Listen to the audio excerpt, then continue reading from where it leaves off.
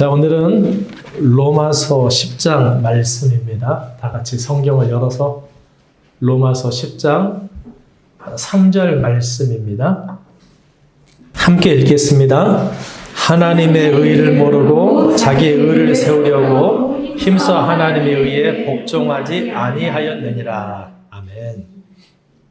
오늘은 로마서 10장 3절을 본문으로 해서 하나님의 의를 가로막는 우리들의 의는 무엇인가 라는 제목으로 함께 하나님의 뜻을 살펴보도록 하겠습니다. 우리가 지금까지 살펴본 내용이 무엇이었느냐 하면 간단히 말해서 모든 문제의 원인은 하나님과 단절되었기 때문이었다. 그래서 모든 문제를 해결하는 방법은 단절되고 깨어진 관계를 회복하고 하나님과 화목하는 것이다. 이것이 창조 본래의 심히 좋은 모습으로 돌아가는 것이다. 이것이었습니다. 하나님께서는 사람들을 비롯해서 이 세상을 창조하실 때 심히 좋은 모습으로 창조하셨습니다. 창세기 1장을 보면 하나님께서는 이 모든 것들을 다 만들어 놓고 하나님 보시기에 좋았더라 라는 말씀을 반복해서 하셨습니다. 하나님 스스로도 감탄하실 정도로 그렇게 좋은 모습이었나 봅니다.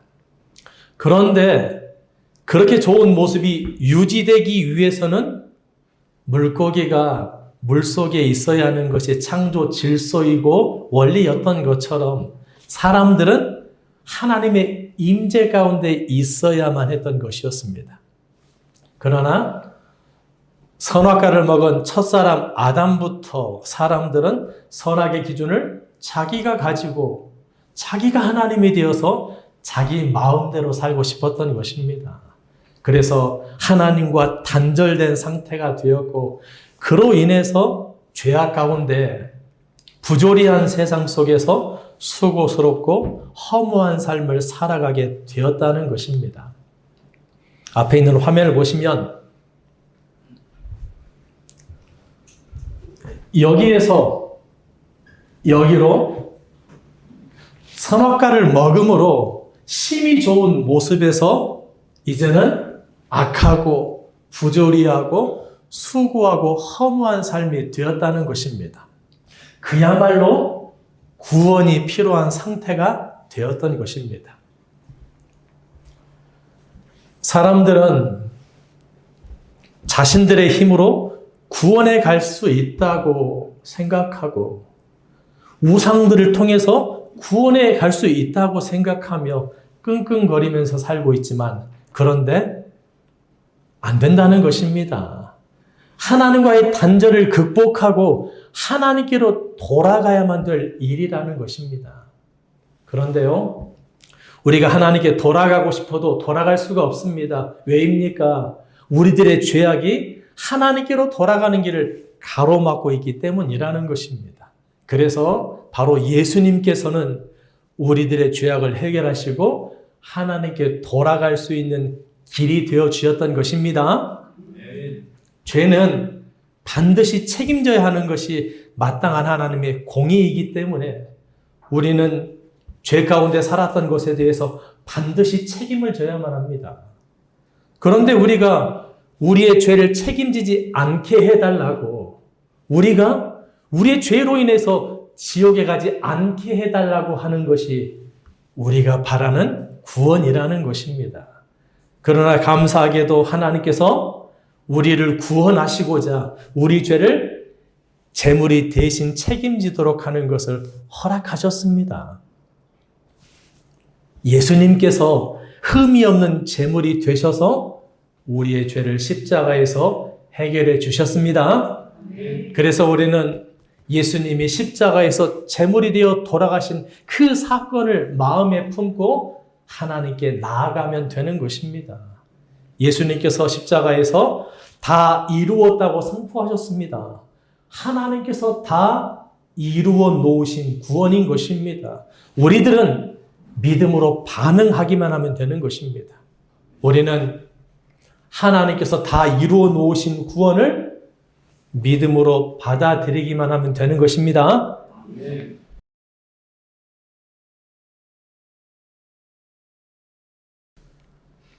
예수님께서 십자가에 달리셨을 때 예수님 우편에 두 명의 강도도 함께 달리게 되는데요. 자, 그 상황을 우리가 함께 들여다보도록 하겠습니다. 누가복음 23장 32절, 33절 말씀 같이 한번 읽어보겠습니다. 또 다른 두 행악자도 사형을 받게 되어 예수와 함께 끌려가니라. 회골이라 하는 곳에 이르러 거기서 예수를 십자가에 못 박고 두 행악자도 그렇게 하니 하나는 우편에 하나는 좌편에 있더라. 두 행악자가 하나는 예수님 우편에, 다른 하나는 예수님 좌편에 달리게 되었습니다. 이 둘 중 한 사람이 어떤 이야기를 하는지 들어보도록 하겠습니다. 39절 말씀입니다. 달린 행악자 중 하나는 비방하여 이르되 네가 그리스도가 아니냐 너와 우리를 구원하라 하되 네가 그리스도가 아니냐 너와 우리를 구원하라 하고 말합니다. 십자가에 매달린 예수님을 보면서 사람들이 조롱하는 말이 무엇이었습니까? 네가 다른 사람을 구원한다고 해놓고 네 자신도 구원하지 못하느냐? 다른 사람을 구원하기 전에 먼저 네 자신부터 구원해봐라. 이것이었습니다. 어떤 면에서 현실적으로는 너무나 지당하고 당연한 말처럼 들립니다. 십자가 앞에 모여 있거나 그 앞을 지나가는 모든 사람들이 이렇게 너무나도 지당하고 당연한 말로 예수님을 조롱하고 비방했는데, 그런데 예수님과 함께 십자가에 달린 행악자 그 한 사람도 누가복음 23장 39절 말씀 보니까 동일한 말을 하고 있다는 것입니다. 그런데 다른 한 명은 이와는 다른 말을 하는데요. 무엇이라고 하는지 40절 말씀부터 43절 말씀까지 보도록 하겠습니다. 하나는 그 사람을 꾸짖어 이르되 내가 동일한 정죄를 받고서도 하나님을 두려워하지 아니하느냐. 우리는 우리가 행한 일에 상당한 보응을 받는 것이니 이에 당연하거니와 이 사람이 행한 것은 옳지 않은 것이 없느니라 하고 이르되 예수여 당신의 나라에 임하실 때에 나를 기억하소서 하니 예수께서 이르시되 내가 진실로 내게 이르노니 오늘 내가 나와 함께 낙원에 있으리라 하시니라. 42절 말씀을 보실까요? 이르되 예수여 당신의 나라에 임하실 때 나를 기억하소서. 이 사람은 지금 당신의 나라라는 말을 하면서 예수님의 나라를 언급하고 있습니다. 이 사람은 예수님의 나라가 천국인 것을 깨달았고, 그리고 예수님이 이 땅에 오신 메시아이고 하나님이시라는 것을 깨달은 것입니다. 예수님 바로 옆에 함께 있었던 두 사람이었지만 십자가에 달리신 예수님에 대한 반응은 서로 너무나도 다릅니다. 한 사람은 십자가에 달리신 예수님이 너무나 무능하고 무력하게만 보였습니다. 다른 사람을 구원할 수 있는 구원자라고 하더니만 다른 사람은커녕 자신도 어쩌지 못한 채 십자가에 매달려 있으니 속이는 자로 보였던 것입니다. 십자가에 매달려 계신 예수님이 너무나 어처구니 없는 속이는 자로 보였기 때문에 자신도 십자가에 달려 죽어가는 처지에 예수님을 조롱하고 비웃고 있는 것입니다. 그러나 다른 한 사람은 어떻습니까? 무력하고 무능하게 보이는 십자가이지만 그 현실 너머에 있는 참 생명과 능력을 깨달았던 것입니다. 사도 바울도 고린도전서 1장에서 십자가의 이중성에 대해서 다음과 같이 말하고 있는데요. 이 십자가의 도가 멸망하는 자들에게는 미련한 것이지만 구원을 받는 우리들에게는 하나님의 능력이라고 말하고 있습니다. 여러분, 저와 여러분은 십자가의 도뿐만 아니라 하나님께서 이루어 가시는 역사가 미련하게 보일지라도 미련하게 보지 않고 하나님의 능력으로 깨달아지는 은혜가 있기를 바랍니다.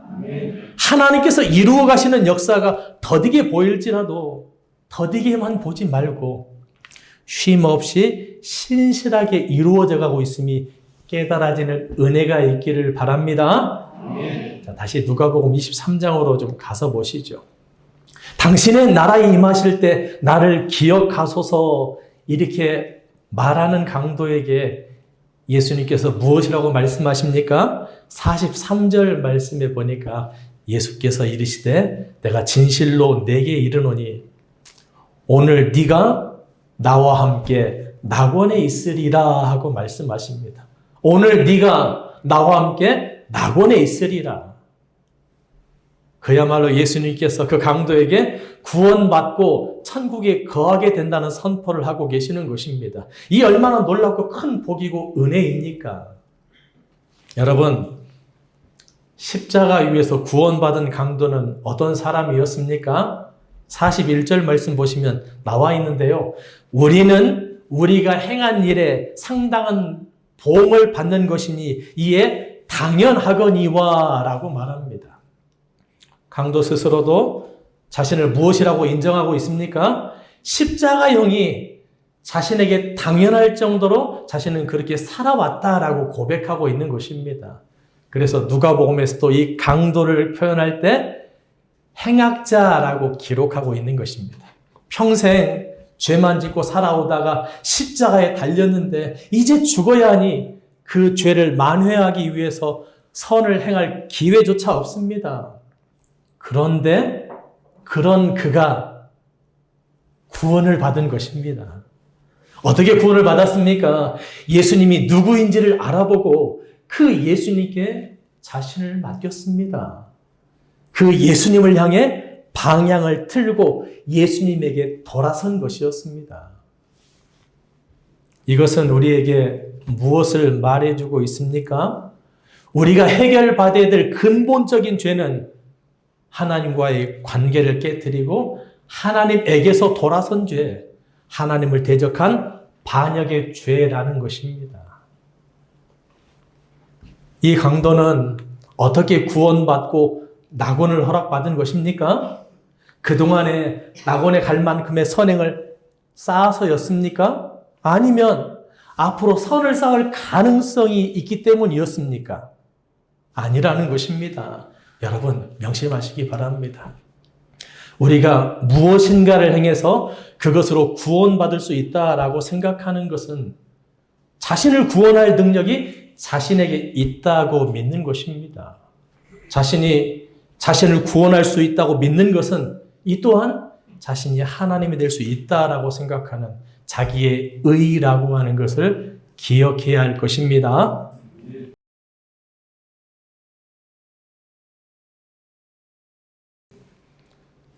선악과를 먹고 하나님과의 관계를 깨버린 이 첫사람 아담은 어떠했습니까?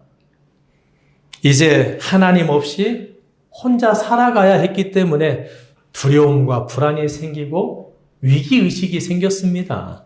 그리고 죄에 대해서 눈이 밝아지면서 동시에 수치에 대해서도 눈이 밝아지게 되었습니다. 그래서 자신의 죄와 수치를 가리기 위해서 무화과 나무 잎으로 옷을 만들어 입게 되었던 것입니다. 우리 창세기 3장 7절 이하의 말씀을 같이 읽어보겠습니다.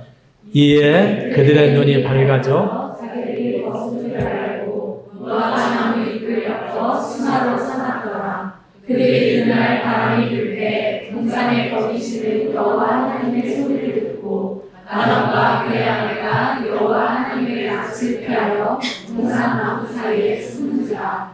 여호와 하나님이 아담을 부르시며 그에게 이르시되 내가 어디 있느냐. 이르되 내가 동산에서 하나님의 소리를 듣고 내가 벗었으므로 두려워하여 숨었나이다.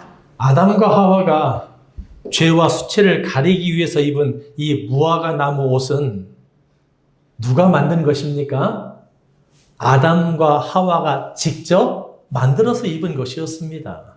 그런데요, 하나님의 부르심 앞에 섰을 때 아담과 하와는 무화과 나무 잎으로 만든 옷을 입고도 무엇이라고 할 수밖에 없었습니까?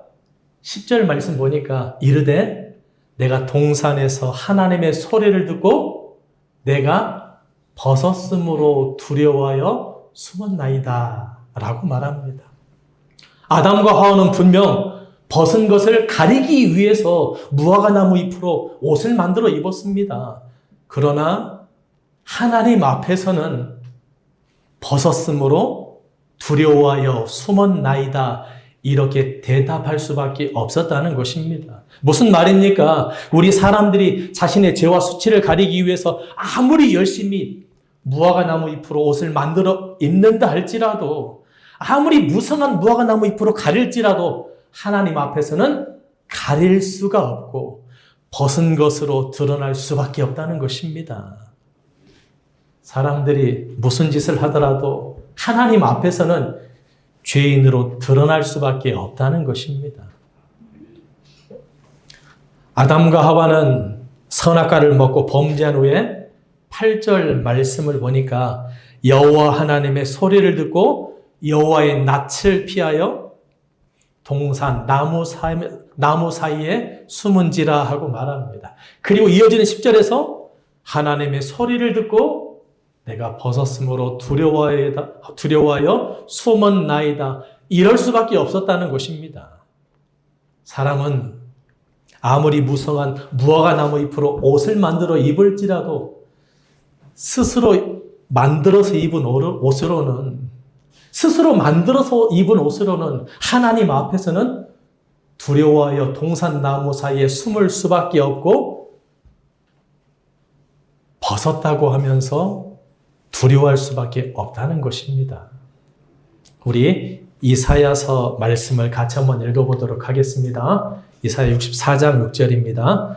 무릇 우리는 다 부정한 자 같아서 우리의 의는 다 더러운 옷 같으며 우리는 다 잎사귀같이 시들므로 우리의 죄악이 바람같이 우리를 몰아가나이다. 우리의 의는 다 더러운 옷과 같다라고 말씀하십니다. 그러니 우리의 의로 옷 입고 죄를 가릴 수 있다고 생각하면 안 되고, 우리의 의로 옷 입고 하나님 앞에 설 수 있다고 생각하면 안 된다라는 것입니다.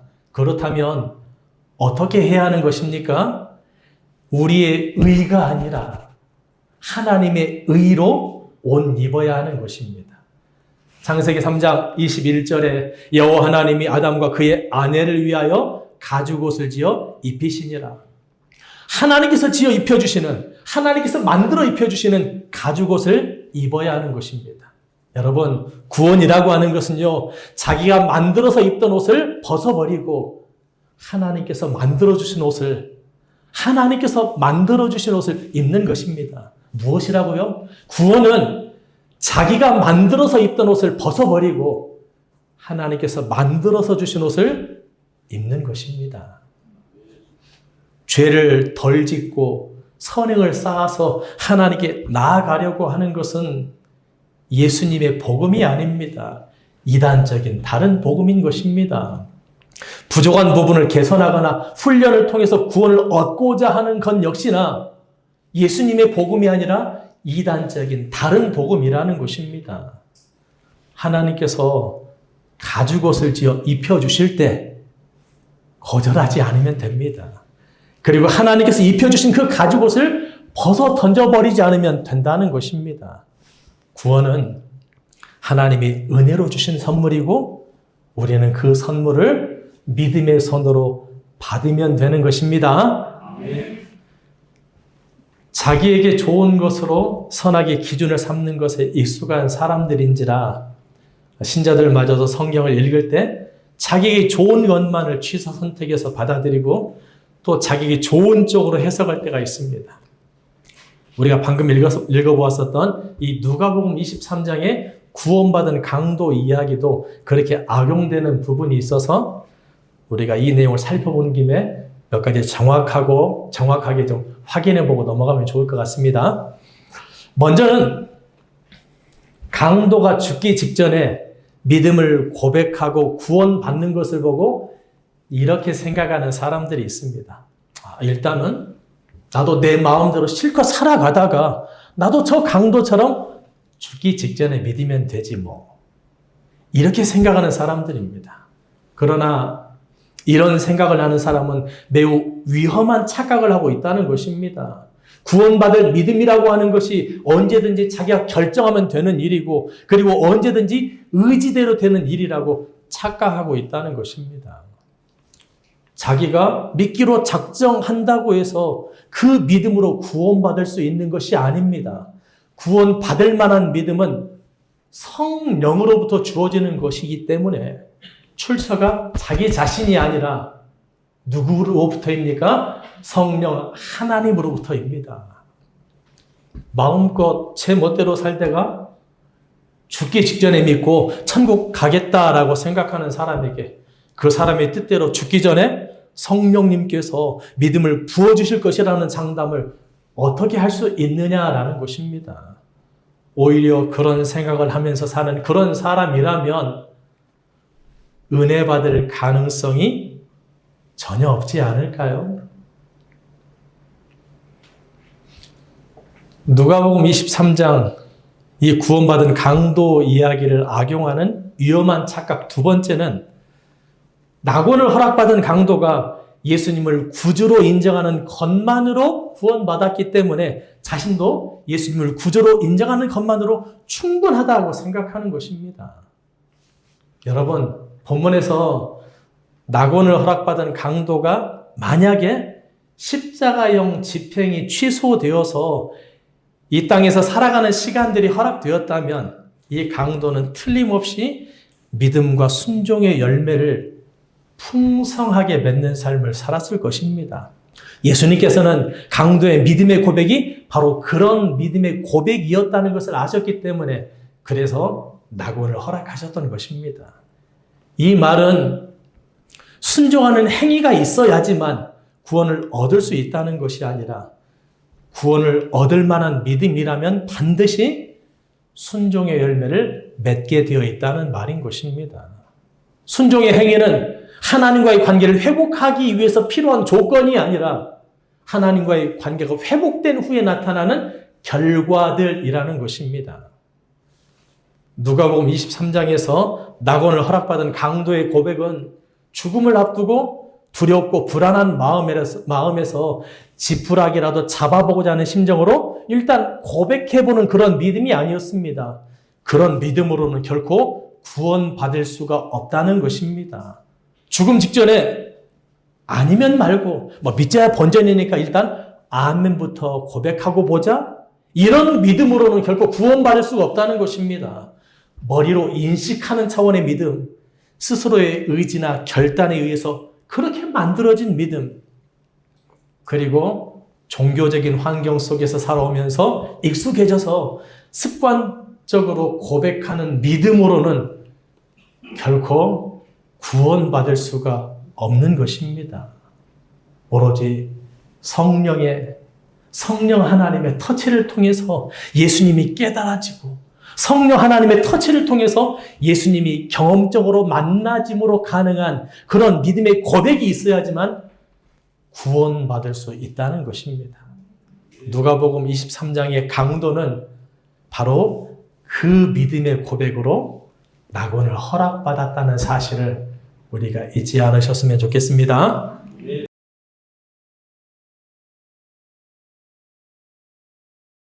우리가 자주 들어보았던 누가복음 15장에 돌아온 탕자 이야기를 조금만 더 생각해 보도록 하죠. 둘째 아들이 다시 아버지와의 관계를 회복할 수 있었던 이유가 무엇이었습니까? 아버지가 둘째 아들을 용서하고 받아준 이유가 무엇이었습니까? 아버지는 둘째 아들의 모습을 보고 용서한 것이 아니라 둘째 아들이 하는 말을 들어보고 용서하신 것이 아니었습니다. 아버지는 이미 용서해 놓고 그리고 기다리고 계셨습니다. 그래서 둘째 아들은 그냥 있던 자리에서 돌아서서 돌아오기만 하면 되는 것이었습니다. 여러분, 하나님께서는 이미 우리의 구원을 다 이루어 놓고 그리고 우리를 기다리고 계십니다. 하나님께서는 이미 다 용서해 놓고 그리고 우리를 기다리고 계신다는 사실입니다. 그러나 우리가 돌아와야만 화목이 이루어진다는 것입니다. 우리 이사야 55장 7절 함께 읽어보실까요? 악인은 그의 길을 불의한 자는 그의 생각을 버리고 여호와께로 돌아오라. 그리하면 그가 긍휼히 여기시리라. 우리 하나님께로 돌아오라. 그가 너그럽게 용서하시리라. 우리는 돌아오기만 하면 되는 것입니다. 그렇다면 용서하시는 아버지의 사랑으로 말미암아 긍휼히 여기시는 아버지의 은혜로 말미암아 우리는 다시 아버지와의 관계를 회복할 수 있는 것입니다. 둘째 아들이 아버지 은혜의 의지에서 구원받은 죄인이라고 한다면, 자, 그렇다면 첫째 아들의 정체는 무엇입니까? 첫째 아들이 짐에 남아서 아버지 스라에서 열심히 일을 하고 있었던 이유는 무엇이었습니까? 아버지의 사랑을 깨닫고 누리는 삶이었습니까? 아니면 아버지 스라가 가장 안전하고 복되다고 생각했기 때문이었습니까? 만약 그랬다면 아버지를 떠났다가 다시 돌아온 둘째에게 피의식을 가지고 분노를 폭발하지는 않았을 것입니다. 둘째 아들이 집을 나가 있는 시간들은 그 자체가 이미 형벌이고 그리고 자신이 집에 남아있는 시간들은 이미 복이었다라고 생각하는데 폭발할 분노가 있을 리가 없다는 것입니다. 아마도 어쩌면 이 첫째 아들은 자신도 둘째 아들처럼 집을 나가서 마음대로 살고 싶었을지 모릅니다. 다만 그럴 용기가 없었던지 아니면 계산해 보았을 때 수지타산이 맞지 않았던지 아무튼 그러면 안 될 것 같아서 자신의 욕망을 억눌러 참고 아버지 집에서 그냥 일을 하고 있었던 것입니다. 첫째 아들이 열심히 일하는 것은 자신의 의를 쌓는 시간이었을 뿐이라는 것입니다. 그렇게 자신의 욕망을 참으면서 일하고 있었기 때문에 아버지가 자신의 의에 대해서 보상하거나 대접해주지 않자 분노가 폭발해버렸던 것입니다. 아버지가 마땅히 자신을 집을 나가버린 둘째 아들과는 다른 대접을 해야 한다라고 생각을 했던 것입니다.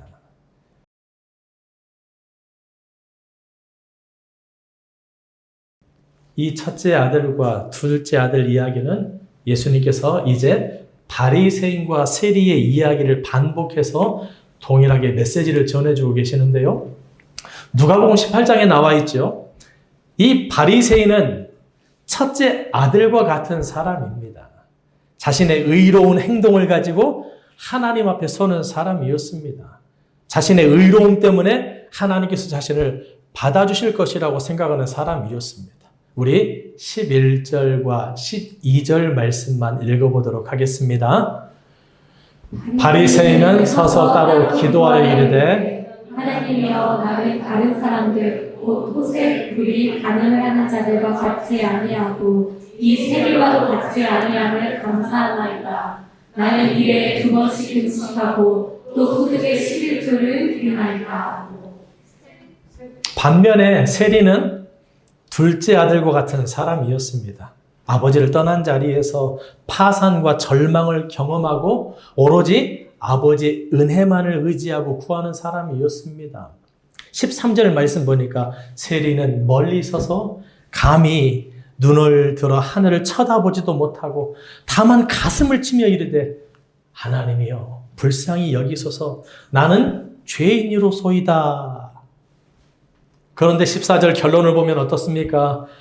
예수님 앞에 의롭다고 인정함을 받은 사람은 바리새인이 아니라 세리였다는 것입니다. 우리는 이 결론이 사뭇 황당할 수가 있습니다. 바리새인처럼 일에 2번씩 금식하고 11조 하는 생활은 의롭지 않고 세리처럼 토색, 불의, 간음을 하더라도 얼마든지 의롭다함을 받을 수 있다? 이 말일까요? 그런 말이 아니겠지요. 아무리 훌륭한 선행이나 종교 생활일지라도 그것이 자신의 자랑이 되고 하나님 앞에 설 수 있는 당당함이 되고 더 나아가서 나는 저들과 같지 않다라고 생각하는 근거가 된다면, 그리고 다른 사람을 멸시할 수 있는 근거가 된다면 그것은 악이라는 사실입니다. 여러분, 다른 사람과 비교해서 자신을 좀 더 나은 사람으로 생각되는 여러분들의 의로운 행위가 있습니까? 그 행위는 의로운 것이 아니라 오히려 죄악입니다. 자신을 하나님 앞에 당당히 설 수 있게 만드는 여러분들의 의로운 행위가 있으십니까? 그 행위는 의로운 행위가 아니라 죄악이라는 사실입니다.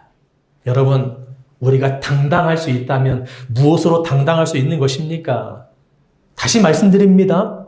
다른 사람과 비교해서 자신을 좀 더 나은 사람으로 생각하게 만드는 행위가 있다면 그 행위는 의로운 행위가 아니라 오히려 죄악입니다. 자신을 하나님 앞에 당당하게 설 수 있게 만드는 행위가 있다면 그 행위는 의로운 행위가 아니라 오히려 죄악이라는 것입니다. 우리가 당당할 수 있는 것은 우리의 행위에 있지 않고 우리를 향하신 하나님의 긍휼과 사랑에 있다는 사실입니다. 여러분, 우리는 무엇으로 의로워질 수 있는 사람입니까? 우리가 의로워질 수 있는 것은 우리의 행위에 있지 않고 우리의 죄를 전가받으시고 대신 우리에게 자신의 의를 전가해 주신 예수님 때문이라는 사실입니다. 물에 빠진 사람을 구하기 가장 좋은 타이밍은 언제죠? 그 사람의 힘이 다 빠져서 가라앉기 시작하는 때입니다. 물에 빠진 사람이 어떻게든 살아보려고 스스로 발버둥치고 있을 때는 구하기가 어렵다는 것입니다. 그 사람의 힘이 남아있을 때 구하려고 했다가는 그 사람을 구하지도 못할 뿐만 아니라 오히려 구하려고 뛰어든 사람까지도 위험할 수 있는 것입니다. 마찬가지입니다. 자신에게 희망이나 가능성이 있다고 생각하는 사람은 그 희망이나 가능성을 의지해서 몸부림칠 것입니다. 그러나 자신에게 아무런 희망이나 가능성이 없다고 생각하는 사람은 전적으로 하나님을 의지하고 하나님께 맡기게 되어 있는 것입니다. 여러분들은 어떠십니까? 아직도 스스로 살아보겠다고 물속에서 발버둥 치고 계십니까? 아직도 발버둥 칠 힘이 남아 있으십니까? 아니면 하나님 없이 살 수 없다는 것을 철저히 인정하면서 하나님의 손을 꽉 잡고 계십니까? 어렵고 힘들수록 더 힘을 주어서 하나님의 손을 더 꽉 잡고 살고 있습니까? 신자들이 어마어마한 구원의 은혜 가운데 있지만 기쁨과 즐거움이 없는 까닭이 무엇 때문일까요? 자기 스스로를 온전케 해서 하나님께 나아가려고 하는 신앙은 항상 의가 부족하고 평안이 없고 고단하기만 할 것입니다.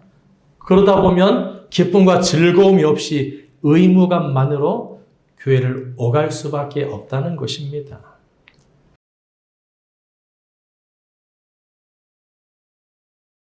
여러분, 하나님께서 사람을 만드신 이유가 무엇이었습니까? 사랑이었습니다. 그렇다면 지음받은 우리 사람들이 살아가는 이유, 살아가는 목적과 가치는 무엇이 되어야 하겠습니까? 하나님을 사랑하는 것입니다. 그렇다면 당연히 신앙의 본질도 무엇이어야 하겠습니까? 하나님을 사랑하는 것입니다. 하나님과의 깨어진 관계를 회복하고 화목한 관계로 나아가는 것입니다. 그런데 여러분 어떤가요? 차라리 이것은 이렇게 해라, 저것은 저렇게 해라, 이렇게 구체적인 지침을 준다면 수월할 것 같은데 하나님과의 관계를 회복하라니 보이지 않는 하나님과 무슨 관계를 어떻게 회복하라는 것이냐? 막연하고 어렵게만 느껴지십니까? 여러분, 하나님 앞에 홀로 서서 가만히 하나님의 이름을 부르면서 하나님을 느끼고 묵상해 보시길 바랍니다. 그 그 상황에서 느껴지는 하나님이 그것이 바로 여러분과 하나님과의 관계인 것입니다. 여러분, 우리는 사람들과의 관계에서도 관계를 돈독하게 하기 위해서 무엇을 하죠? 관계를 돈독하기 위해서는 지속적인 만남과 경험, 진정성 있는 만남과 경험이 필요합니다. 하나님과의 관계에서도 마찬가지라는 것입니다. 하나님을 피상적이고 공식적인 채널로만 그렇게 만나지 말아야 합니다. 하나님을 교리로만 인식적으로 만나지 마시기 바랍니다. 갓난아이가 부모님의 몸짓과 말을 어떻게 다 이해할 수 있겠습니까? 하물며 우리들도 보이지 않는 하나님을 결코 이해할 수 없다는 것입니다. 그래서 어렵기만 하고 자꾸 틀릴지라도 하나님께 나아가는 것을 게을리하지 말아야 합니다. 그동안 그렇게 살아보지 않아서 어색하고 서툴지라도 하나님께 자꾸 나아가야 합니다. 서툴러서 오해하고 미숙해서 어렵더라도 하나님께로 나아가는 것을 멈추지 말아야 한다는 것입니다. 까치발을 하더라도 하늘에 닿을 수 없는 것처럼 그렇게 하나님이 아득하게만 느껴질지라도 우리의 모든 갈망과 눈빛은 오직 하나님을 향해 있어야 합니다. 여러분, 하나님께 고백하는 마음으로 찬양해 보시길 바랍니다.